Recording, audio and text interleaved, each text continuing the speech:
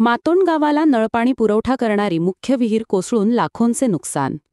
वेंगुर्ले तालुक्यातील मातोंड ग्रामपंचायतच्या मालकीची असलेली सुमारे 29 वर्ष जुनी पेंडूर गावातील सातवायंगणी येथील नळपाणी पुरवठा योजनेची विहीर पावसामुळे कोसळून विहिरीसहित पंप, पाईप व इतर साहित्य मिळून मातोंड ग्रामपंचायतीचे सुमारे 24 लाखांचे नुकसान झाले आहे.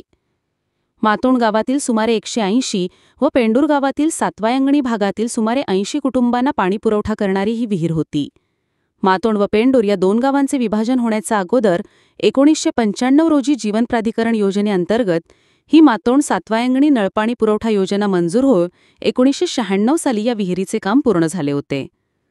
त्यानंतर पेंडूर व मातोंड गावांचे विभाजन झाल्यानंतर सुद्धा या योजनेचे पाणी मातोंड सावंतवाडा, मधलावाडा, गावठणवाडी तसेच पेंडूर गावातील सातवायंगणी, नेवाळेवाडी येथील घरांना सुरू होते. दरम्यान रविवार 22 जून रोजी सकाळी पावसामुळे ही विहीर कोसळली.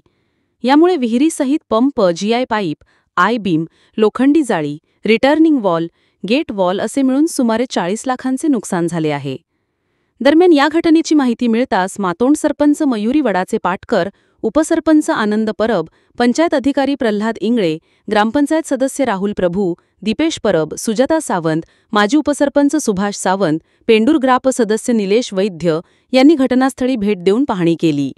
तर आज ग्रामीण पाणीपुरवठा उपअभियंता प्रफुल्लकुमार शिंदे यांनी घटनास्थळी भेट देऊन पंचनामा केला. दरम्यान ही विहीर कोसळल्याने पेंडूर, सातवायंगणी व मातोंड येथील काही घरांना पाणीपुरवठा बंद राहिल्याने त्रास सहन करावा लागणार आहे. मात्र लवकरच मातोंड व पेंडूर दोन्ही ग्रामपंचायत व ग्रामस्थांची एकत्रित बैठक लावून यावर तोडगा काढण्यात येणार असल्याचे सरपंच मयुरी वडाचे पाटकर यांनी सांगितले.